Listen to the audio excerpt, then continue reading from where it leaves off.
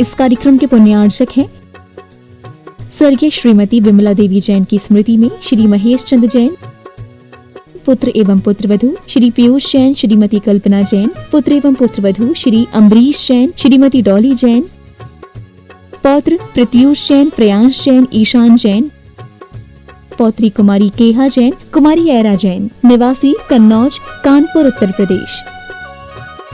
पौत्री एवं दामाद कैप्टन नीलियांशा जैन, नीरज जैन, दोहित्र जयाक्ष जैन, निवासी रांची, झारखंड।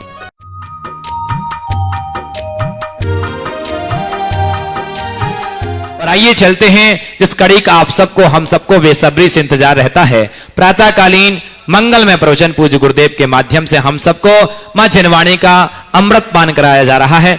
आइए आपको इस कड़ी से जोड़ूं, उसके पूर्व मांगलिक क्रियाएं संपन्न होंगी। आज के मांगलिक क्रिया का पुण्यार्जन जिन्होंने प्राप्त किया हमारे बीच आज उपस्थित हैं श्री महेंद्र कुमार जी कटारिया साहब, गुणायतन ट्रस्टी, और विजय कुमार जी सौगानी साहब, विजयवाड़ा, आंध्र प्रदेश से। निवेदन करूंगा कि विवाहें और साथ ही सहयोगी के रूप में नीरज जी और दीपक जी, दिल्ली विद्या प्रमाणिक संघ गुणायतन ट्रस्टी हमारे बीच उपस्थित हैं, वो सहयोग करें। जिनवाणी जग मैया जन्म में दुख मेट दो, जिनवाणी जग मैया जन्म में दुख मेट दो, जन्म में दुख मेट दो, मरण दुख मेट दो। आइए अब निवेदन करूंगा कि पूज्य गुरुदेव के पाद प्रक्षालन का सौभाग्य प्राप्त करें महेंद्र जी कटारिया साहब और सौगानी साहब, विजय कुमार जी सौगानी साहब, और साथ ही विद्या प्रमाणिक संघ के जो सदस्य जो अनवरत रूप से यहां पर सेवा दे रहे हैं और जो गुणायतन में चातुर्मास इन 4 माह के अंदर निःशुल्क भोजनालय भोजनशाला चला रहे हैं और मात्र भोजनशाला ही नहीं श्रद्धा के साथ यहां पर अपनी सेवाएं दे रहे हैं। ऐसे स्वागत। आइए गुरुदेव का पद प्रक्षालन का सौभाग्य प्राप्त करें। गुरुवर तेरे चरणों की मुझे धूल जो मिल जाए, चरणों की रज पाकर तकदीर बदल जाए, गुरुवर तेरे चरणों की।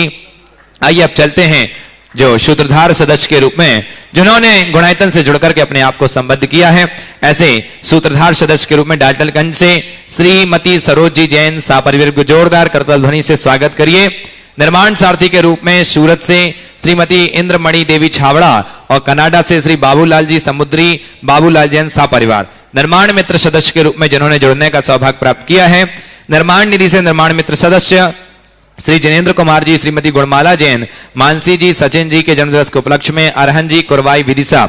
निर्माण निधि सदस्य के रूप में जिन्होंने जोड़कर के अपने आप को संबद्ध किया है, श्री मदनलाल अहमदाबाद से श्री मदनलाल जी हजारीमल जैन 21,000 रुपए की राशि स्वीकृति प्राप्त की है। भवानी मंडी से श्री मूलचंद जी, टीकमचंद जी, सन्नी हर्ष रिधान जी जैन सापरिवार। ठाणे से रिजुता जैन जी के जन्मदिवस के उपलक्ष्य में पुत्री अभिजीत बहिशीकर।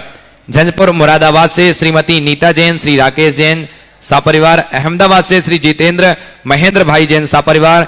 इंदौर से श्रीमती स्नेहलता बड़जात्या, रितेश बड़जात्या सापरिवार। टेरडाल बागलकोट से श्री मल्लप्पा एंस दानीगौंड, सौभाग्यवती शांता मल्लप्पा दानीगौंड।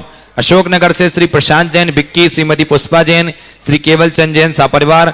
कोटा से श्रीमती सुचि जैन धर्मपत्नी, श्री ज्ञान चंद जी जैन सापरिवार।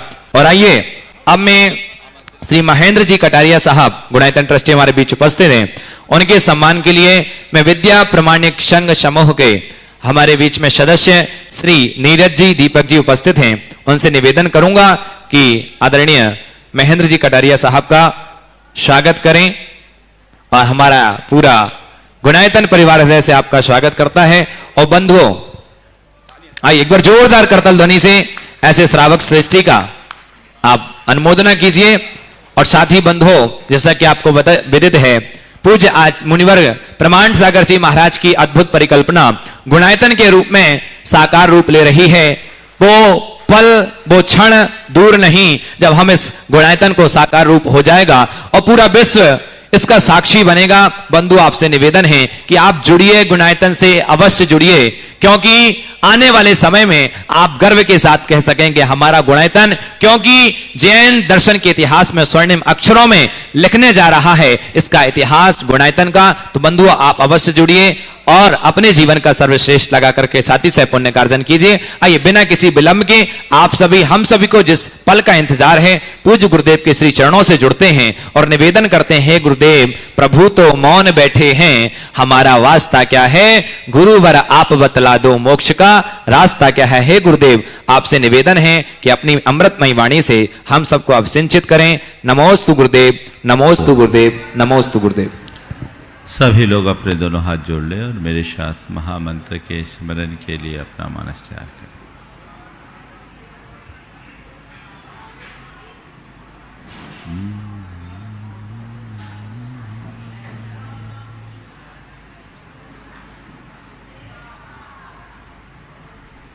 नमो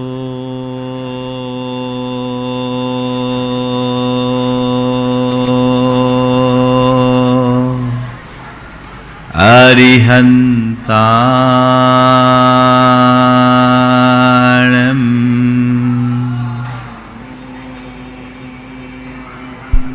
ताणम् नमो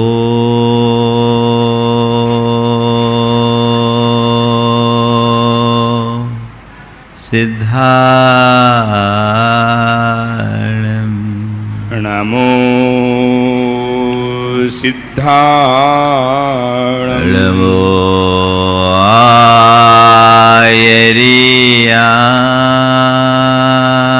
आयर्याणम् नमो आयर्याणम् नमो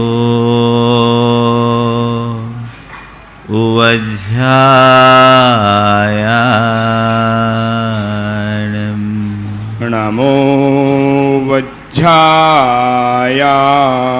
नमो लोये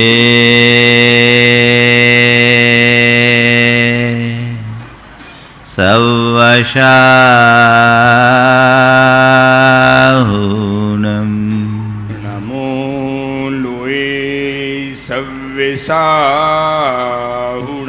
एषो पञ्चेणमुयारो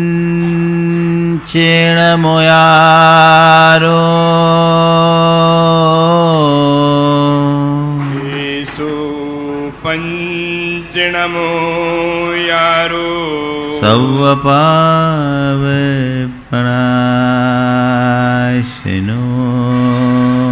सव्यपावपणाशिनो मङ्गलाळं च सवेशिम् मङ्गलाणं च सव्येशिम् अढमं होय मङ्गलम् परमं होय मङ्गलम्। जय बोलो देवादिदेव 1008 श्री भगवान महावीर स्वामी की जय जय जय। अहिंसा परमो धर्म की जय जय जय। परम पूज आचार्य गुरुवर श्री विद्यासागर जी महाराज की जय जय जय। परम पूज्य महामना मुनिराज प्रमासागर जी महाराज की, परम पूज्य राय सागर जी महाराज की। पाप मात्र क्रियात्मक नहीं भावात्मक भी है। क्रियात्मक पाप हमारा उतना नुकसान नहीं करते जितना कि भावात्मक पाप से हमें नुकसान पहुंचता है। क्रियात्मक पाप चूंकि हमें दिख जाता है इसलिए हम उससे बचने का भी प्रयास कर लेते हैं, लेकिन भावात्मक पाप हमें दिखता नहीं, इसलिए 24 घंटे उससे पुष्ट करने में ही लगे रहते हैं। संत कहते हैं अगर बीज बोओगे तो विषांकुर होगा। पाप का बीज भावों से जन्मता है, भावों में पुष्ट होता है और फिर वो पक करके सामने आता है। तो उसके विष फल को भोगना हमारी मजबूरी हो जाती है। तुम चाहते हो कि मुझे पाप का फल भोगना न पड़े, तो पाप को जन्म देने वाले भावों से ही बचो। अगर बीजारोपण ही नहीं होगा तो विषांकुर फूटेगा कैसे, और फिर हमें विष फल खाने की नौबत ही कहाँ आएगी। चीजों को थोड़ा गंभीरता से समझने की आवश्यकता है। कल मैंने पाप की चर्चा करते हुए कहा था, चरिया पमाद बहुला कालुस्सम लोलदाय विषयेषु परिताप पवादो पावस्य आसवम कुनदी। प्रमाद बहुल चर्या, अंतस की कलुषता, विषयों की प्रबल लोलुपता,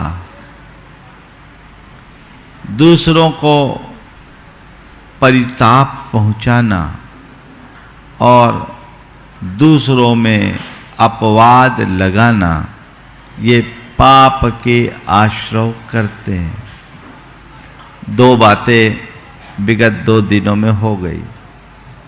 आज तीसरी बात है, लोलदाय विषयेषु, विषयों की लोलुपता। लोलुपता कह रहे हैं, लीनता नहीं। लीनता तो पाप है ही, लोलुपता भी पाप है। लोलुपता का मतलब मन में चाह बनाए रखना,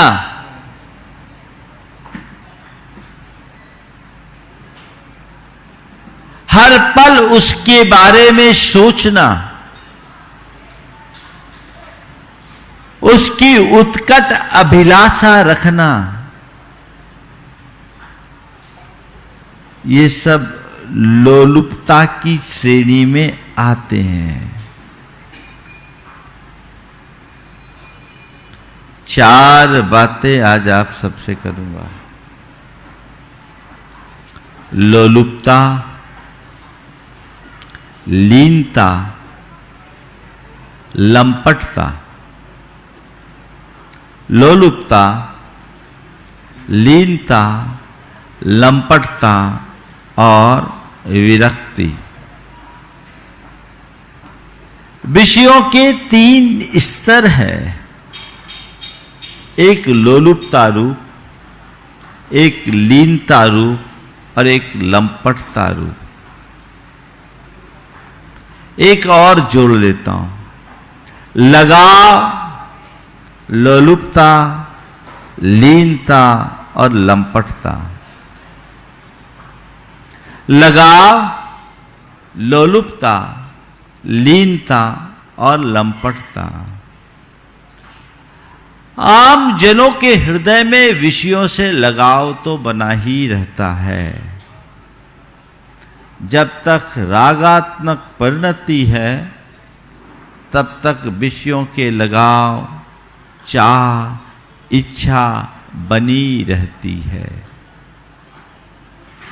ये स्वाभाविक है। लगाव में उतना खतरा नहीं, यद्यपि ये भी एक पाप का भाव है, लेकिन भूमिकानुरूप लगाव होता है और उतना ही पाप होता है। पर जब लगाव अंदर के चाव में बदल जाती है तो लोलुपता बन जाती है। किसी वस्तु को पाने की चाह करना लगाव है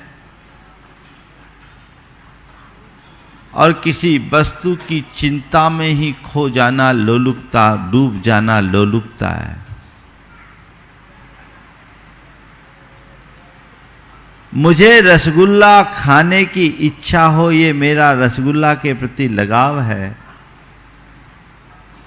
पर मैं रसगुल्ला का सपना देखकर मुंह में बार बार पानी लाऊं, ये रसगुल्ला के प्रति मेरी लोलुपता है। समझ गए? विषयों की इच्छा मन में जगी, भूम का अनुरूप उसकी पूर्ति की और भूल गए। उस व्यक्ति को उतना बंध नहीं होता, लेकिन विषयों की इच्छा से प्रेरित व्यक्ति उसमें ही दत्त चित्त हो जाए तो ये विषयों की लोलुपता है। ये बड़ा भयानक है। लोलुपता वह परिणति है जिसमें व्यक्ति पाप किए बगैर भी पाप का भागी बनता है। मुझे चाहिए, मुझे चाहिए, मुझे चाहिए। किसी भी विषय की लोलुपता देखो, विषयों की लोलुपता, भोगों की लोलुपता, धन की लोलुपता, यश की लोलुपता। लोलुपता तो लोलुपता है। पांच इंद्रियां और उनके विषय, उनकी लोलुपता जिनके अंदर प्रगाढ़ होती है, वो 24 घंटे उसी जुगाड़ में लगे रहते हैं, उसके बिना रह नहीं पाते। भोगों की लोलुपता, खाने पीने में भी कोई संयम नहीं रख पाते। बस एक ही लालसा, मुझे ये मिले, मुझे ये मिले, मुझे ये मिले। जिसके अंदर धन की लोलुपता होती है, वो धन पाने की प्रबल चाह में अपनी सारी मर्यादाओं को भूल जाता है। और यश की लोलुपता भी मनुष्य को पतित कर देती है। इस लोलुपता से अपने आप को बचाना चाहिए। इसके आगे है लीनता, लंपटता। जिसके हृदय में विषयों के प्रति लगाव है, वो उनका आश्रय ले रहा है, लीन होकर ले रहा है। और एक व्यक्ति है अरुचि भाव से ले रहा है। दोनों में बड़ा अंतर है। अगर तुम्हारे हृदय में विषयों में लगाव है तो उसको लोलुपता में न बदलने दो, और कदाचित विषयों का आश्रय लेते हो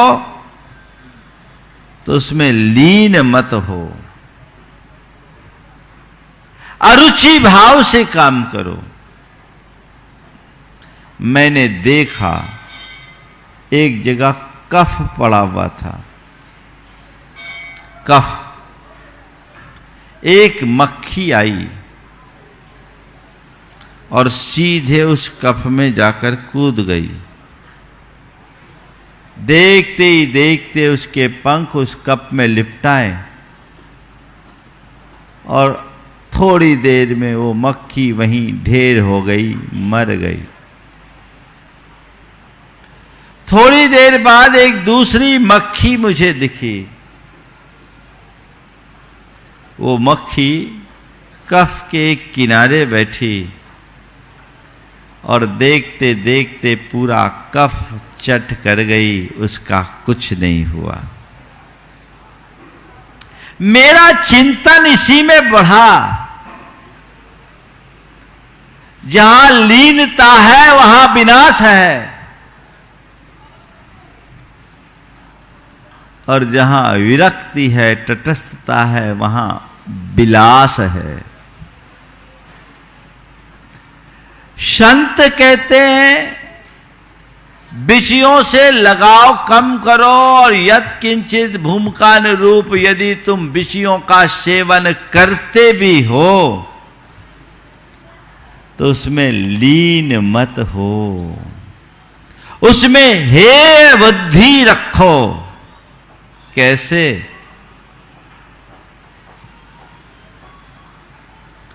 दरअसल ये विषयों की चाह है क्या? 5 इंद्रिय के विषयों से जो हमें सुख मिलता है वो सुख है क्या? मान लीजिए गर्मी प्रचंड है, आपको जोरदार प्यास लगी है, आप आए और सामने वाले ने आपको बढ़िया ठंडाई पिलाई। बोलो उस ठंडाई से सुख मिलेगा कि नहीं मिलेगा? मिलेगा ना? हाँ, मिलेगा। आपने 1 गिलास ठंडाई पी, आपने कहा बहुत अच्छा, बोले 1 गिलास और ले लो। आपने दूसरा गिलास भी लिया, पर पहला गिलास तो 1 घूंट में पी लिया, दूसरा गिलास धीरे धीरे, और वो तीसरा कह रहा और ले लो। अब क्या बोलोगे? क्या हो गया? नहीं भाई अब नहीं, इतना ही बहुत। तो क्यों नहीं, आप गड़बड़ हो जाएगा। मैं आपसे पूछता हूं, ठंडाई पीने से यदि तुम्हारी प्यास बुझी और तुम्हें सुख मिला, ठंडाई में यदि सुख है तो जितनी ठंडाई पियो उतना सुख बढ़ना चाहिए। क्या अनुभव है? हाँ, तो मतलब क्या है? ठंडाई का सुख भोगना है तो पहले प्यास के दुख को जगाओ। समझ में आ रही बात? प्यास के दुख को जगाओगे, प्यास दुख है कि नहीं है, तब ठंडाई पीने से सुख मिलेगा। भूख लगी थी जोरदार, सामने वाले ने रसगुल्ला खिलाया, बढ़िया रसगुल्ला खा लिए, शक्कर खा लिए, रसगुल्ले से सुख मिला, पर कब तक? जब तक भूख थी तब तक। यानी रसगुल्ला का सुख कब है? जब भूख की वेदना है तब है। अर्थात रसगुल्ले का सुख पाना है तो भूख की वेदना को बुलाना है। मतलब क्या निकला भाई? दवाई हमारे लिए कब अच्छी लगती है? बोलो, दवाई कब अच्छी लगती है? जब हम बीमार हों। स्वस्थ आदमी को दवाई अच्छी लगती क्या? तो सच्चे अर्थों में देखा जाए तो 5 इंद्रिय के जितने भी विषय हैं इनसे सुख नहीं है, इनमें सुख नहीं है। ये सब के सब हमारी वेदना के प्रतिकार के साधन मात्र है। वेदना अंदर है, उसका प्रतिकार इनके माध्यम से हो रहा है। मतलब ये सब की सब दवाइयां हैं, बीमारी भीतर है। उत्तम तो ये हो कि बीमारी ना हो तो दवाई ना खाना पड़े, पर बीमारी लगी है, जन्म जन्मांतरों से लगी है, उनका प्रतिकार करना है तो भैया दवाई को दवाई की भांति लो, मिठाई की भांति मत खाओ। क्या समझ में आया? हाँ हाँ, दवाई को दवाई की भांति लो, मिठाई की भांति मत लो। आप लोग मिठाई खाते हो कि नहीं खाते हो? खाते हैं महाराज, रोज ही खाते हैं, खाते हैं। हर आदमी ये भावना भी भाता होगा कि सुबह से मुझे मिठाई मिले, पर कुछ लोग यहाँ ऐसे भी होंगे जिनको दवाई खानी पड़ती होगी, और ऐसे भी लोग होंगे जिन्हें रोज दवाई खानी पड़ती होगी, अपने साथ दवाई का डब्बा लेकर चलते होंगे। पर ये बताओ, एक व्यक्ति इस दुनिया में है जो भावना भाता हो, हे भगवान मेरी ये दवाई जिंदगी भर मुझे रोज मिलते रहे? ये लोग तो मिलेंगे कि कब इस दवाई से पिंड छूटे,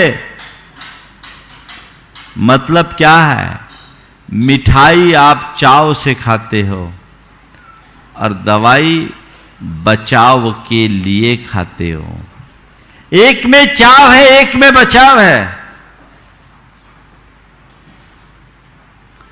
मिठाई खाते हो, दवाई खानी पड़ती है ना अंतर? तो बस मैं आपसे केवल इतना कहता हूं, विषयों के सेवन के बिना तुम नहीं रह सकते। 5 इंद्रिय के विषय तुमसे जुड़े हैं, मैं कह भी दूं तो हट नहीं सकते। कोई बात नहीं, बस धारणा बदल दो, मैं उन्हें हे बुद्धि से अपनाऊंगा, उपादेय बुद्धि से नहीं। उनका सेवन दवाई की तरह करूंगा, मिठाई की तरह नहीं। इसमें ही बड़ा अंतर हो जाएगा। अब कोई दवाई कोई मिठाई मान ले और मीठी दवाई है पी ले, हाँ? तो क्या होगा? ज्यादा दवाई पीने से भी तो बीमारी बढ़ जाती है, कई लोग तो मर भी जाते हैं। तो यही हो रहा है तुम्हारे साथ। इसमें लीनता हमारे जीवन को बर्बाद करती है। लीन मत हो, लगाव हो, लोलुपता न होने दो। लोलुपता को रोको, जाए वहीं रोको। और लोलुपता देखो कहां क्या हमारे साथ कर देती है। एक वृद्ध व्यक्ति चला जा रहा था, रास्ते में एक कुआं था। कुआं में अंधा कुआं था। वो आदमी देखा तो एक युवक उस कुआं के अंदर गिरा हुआ था। वो आवाज लगा रहा था कि कुछ कोई मुझे मदद करे, मुझे बाहर निकाले, कुएं से बाहर निकाले। उसकी नजर पड़ी, देखा कुएं के अंदर एक युवा गिरा हुआ है और मदद की गुहार कर रहा है। उसने पूछा, भाई तुम कुएं में कैसे गिर गए? बोले, मैं कुएं में गिरा नहीं हूं, उतरा हूं।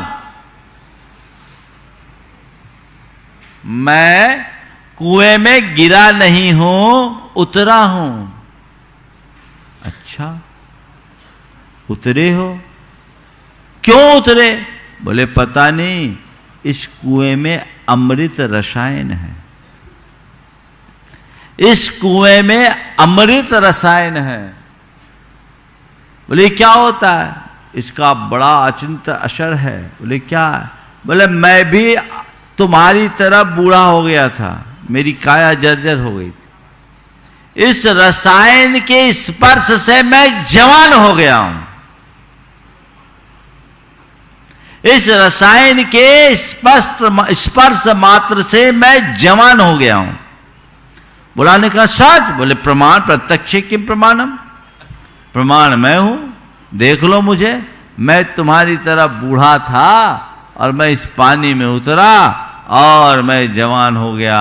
बूढ़े ने भी आव देखा न ताव, सोचा भैया जब इस रसायन के सेवन से जवान हुआ जा सकता है, तो फट से उसने कुएं में छलांग लगा दी। अब वहां कोई रसायन तो था नहीं, 1-2 बीता पानी था। अब बेचारा पानी में उतरा, देखा तो वहां कुछ हुआ ही नहीं। उसने बोला, कहां फंसा दिया? बोले, तुम फंसो। अब वो उसकी पीठ पर चढ़ करके निकल गया, बेचारा वहीं ठिठुरता रहा। काश उसके अंदर इतनी समझदारी और बुद्धिमानी होती तो उसकी ये दुर्दशा नहीं हो पाती। ये तो एक उदाहरण है। अपने मन को पूछो, तुम्हारी लोलुपता तुम्हें लंपट बनाती है, व्यक्ति को मर्यादाहीन बना देती है, आचार भ्रष्ट कर देती है। बहुत खतरनाक स्थिति है। एक बार एक सज्जन ने मुझसे बड़ी आत्मग्लानि के साथ कहा कि महाराज क्या बताऊं, बहुत बुरा लगता है। 80 वर्ष की उम्र हो गई, पर अभी भी भगवान के दर्शन करते करते भी यदि किसी स्त्री पर दृष्टि चले जाए तो मन में विकार आ जाता है। कैसे बच्चों, 80 वर्ष की उम्र है, भगवान के दर्शन के समय में भी यदि किसी पर दृष्टि पड़ जाए तो मन डोल जाए। ये क्या है? ये लोलुपता है। उस व्यक्ति ने तो ईमानदारी से अपनी बात कह दी। अपने मन को टटोल करके देखो, तुम्हारी स्थिति क्या है?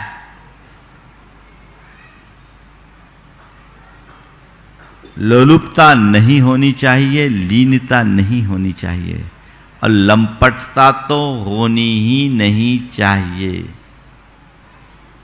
ये पाप वर्धक है, हमारे पतन के कारण है।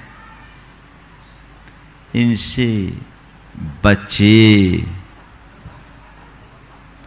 अब सवाल है, इनसे कैसे बचे? है ना? विषयों के लगाव, लोलुपता, लीनता या लंपटता से हम कैसे बचें?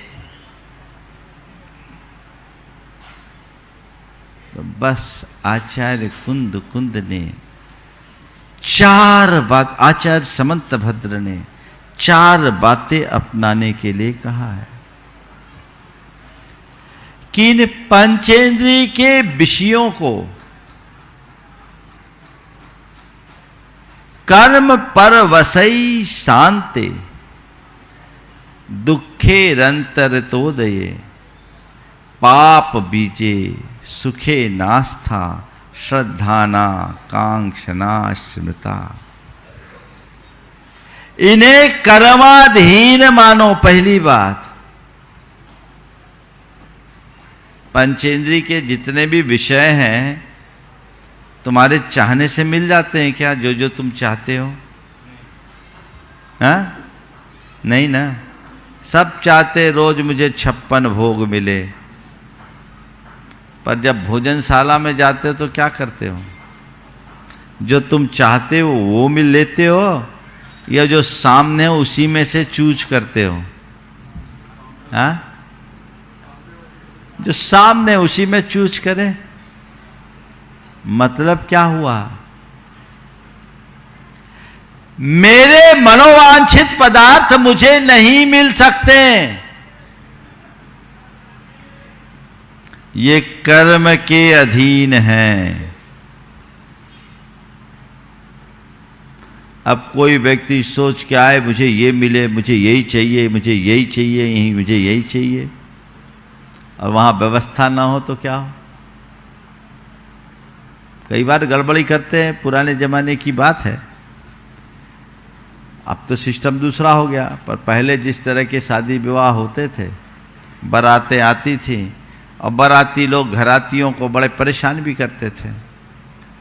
अब दिसंबर का महीना, एक ग्रुप जो दूल्हे के दोस्तों से जुड़ा हुआ था, बहुत सुबह से परेशान कर रहा था।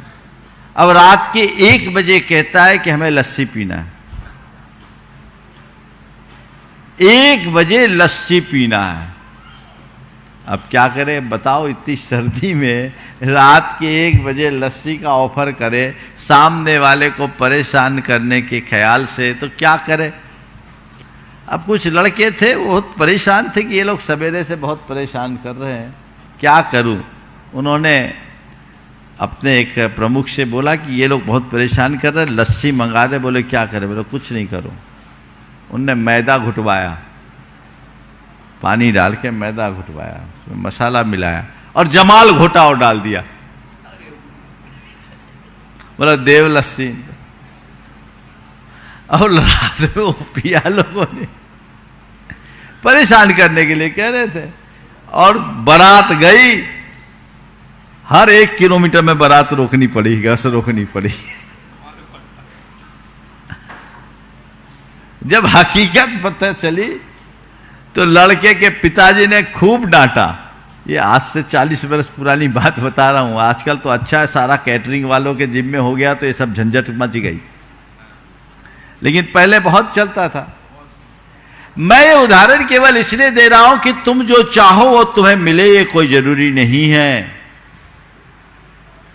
इसलिए अपनी चाह को नियंत्रित करना चाहते हो तो जो मिला है उसको ही चाहना शुरू कर दो।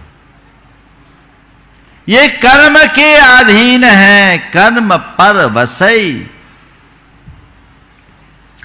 कर्मों से नियंत्रित है, मेरे अधीन नहीं है। दूसरा शांति, अंत सहित है, नष्ट हो जाने वाले, छीन होने वाले, लंबे समय तक टिकाऊ नहीं है।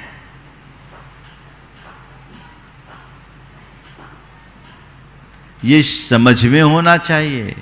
तुम्हारा कितना भी प्रिय कोई भी 5 इंद्री का विषय हो, वस्तु हो, व्यक्ति हो, सब छूटने वाले हैं, टिकने वाले नहीं हैं। और तीसरी बात, दुःखैरन्तरितो दे, दुख से मिश्रित है। सच्चे अर्थों में देखा जाए तो दुख वर्धक है, दुख सामक नहीं। जैसे किसी को खाज हो जाए तो खाज खुजाने से राहत मिलती है कि दाह बढ़ती है? हाँ, थोड़ा बोलो तो। क्या मिलती है? राहत मिलती है, राहत मिलती है, दाह बढ़ती है। फिर क्यों खुजाते हो? महाराज जी, खुजाते वक्त अच्छा लगता है। क्या लगता है? खुजाते वक्त अच्छा लगता है।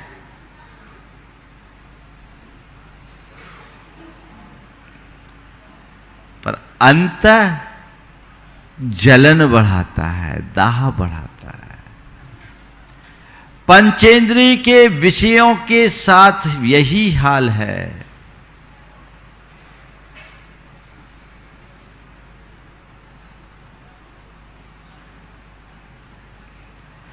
सेवन करते वक्त कुछ पल के लिए अच्छा लगता है, पर बाद में वह कष्ट ही देता है। आरंभे तापकान प्राप्तो अतृप्ति प्रतिपादकान, अन्ते सुदुस्त्यजान कामान कह पुरुषः सेवते सुधी। जब तक न मिले तब तक उससे प्राप्त करने की आतुरता, प्राप्त हो जाने पर अतृप्ति, और छोड़ना जिसके लिए बहुत कठिन है, ऐसे पदार्थों का क्या सेवन करना, क्या सेवन करना। श्री कृष्ण ने गीता में इसी बात को कहा, ये ही संस्पर्श जाब होगा, दुख योनय तयेव ही आद्वन्तः हि कौन्तेय न तेषु रमते बुध। हे कौन्ते, ये विषयों के स्पर्श से मिलने वाला जो सुख है वो दुख की योनि है। अद्यवंत, ये नष्ट नाशवान है। न तेषु रमते बुध, कोई भी समझदार व्यक्ति इनमें रमता नहीं है। विरम जाओ, ये शांत है और दुख से मिश्रित है, ज्यादा देर टिकने वाले नहीं है, अंत सहित। बचपन में एक मिठाई चलती थी, उसको बोलते हैं हवा मिठाई। खाइए कभी हवा मिठाई, लाल लाल रेसे रेसे। बुंदेलखंड में उसको गुड़िया के बाल कहते हैं, पर वो ठीक नहीं, उसका नाम हवा मिठाई ठीक है ना। कितना बढ़िया, आजकल मिलती नहीं मिलती, मिलती है। हाँ, तो वो हवा मिठाई देखकर कितनी अच्छी लगती है, इतना बड़ा बड़ा है ना, और लिया और मुंह में डालते ही सब हवा, खत्म ना। ये हवा मिठाई है, सब हवा है। समझ में आ रही है बात? तो कर्म पर वसे, ये कर्माधीन है, मेरे अधीन नहीं। शांत छन छई है, हवा मिठाई की तरह। दुःखैरंतरित दे, दुख मिश्रित है, दुख को बढ़ाने वाले हैं, आकुलता को बढ़ाने वाले हैं। इससे आज तक किसी को संतुष्टि नहीं मिली, न मिली है न मिलेगी। और चौथी बात, पाप के बीज हैं, इनका सेवन पाप को बोना है। पापों का बीज बोकर के कोई सुखी हो पाएगा? इसलिए आचार्य कुंद कुंद कहते लोलदाय विषयेषु, विषयों की लोलुपता, उसमें लीनता लंपटता, ये पाप का आश्रय कराते हैं। इसलिए इनसे यथासंभव बच के रहो। अपनी इच्छाओं को मोड़ो, नियंत्रित करो। बार बार अगर ऐसी भावना भाए तो ये सब राग वैराग्य में परिवर्तित हो जाए। ये निस्सार है, इनका कोई अंत नहीं। ये हमारे मन की तृष्णा को उत्तरोत्तर बढ़ाने वाले हैं। ऐसी सोच या भाव दशा अगर मन में बन जाए तो फिर कहीं कोई कठिनाई ही नहीं है। तो ऐसी भावना भाएं, अपने मन को आगे बढ़ाएं, तब हम पाप से अपने आप को बचा सकते हैं। लेकिन जिन लोगों को विषयों में ही रस आता है, उनके लिए क्या कहें? वे अपना संसार बढ़ाने में ही लगे हैं। उम्र पार कर जाने के बाद भी लोगों के मन की लालसा नियंत्रित नहीं होती। एक कवि ने बड़ी अच्छी बात लिखी, वृद्धावस्था हो गई, शरीर क्षीण हो गया, फिर भी मन की चाह नहीं मिटी। वे कहते हैं, बपो कुब्जी भूतम गतिरपि च तया यष्टि शरणा। बपो कुब्जी भूतम गतिरपि च तया यष्टि शरणा। विशीर्णा दंताली श्रवण विकलम श्रोतयुगलम। शिरः शुक्लः चक्षु तिमिर पटलैरावृतमहो।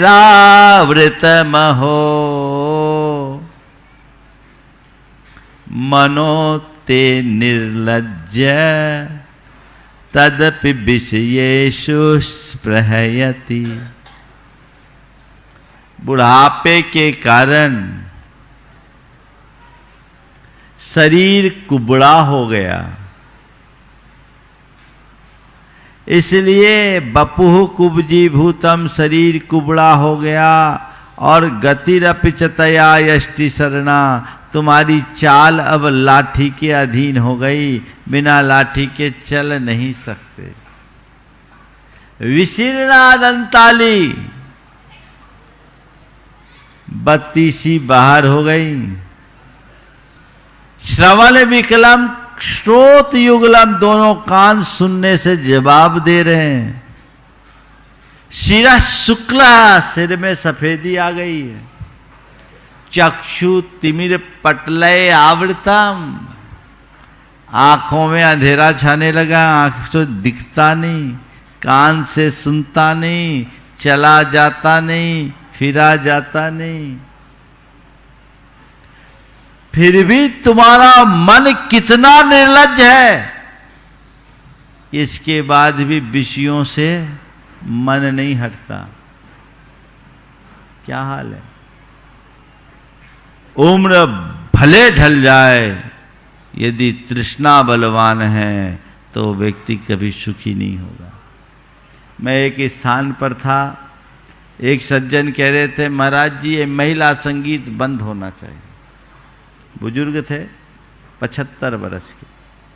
मैंने जैसे ही देखा तो वहीं उनका पोता था। बोला महाराज जी पहले सबसे पहले इनको सुधारिए।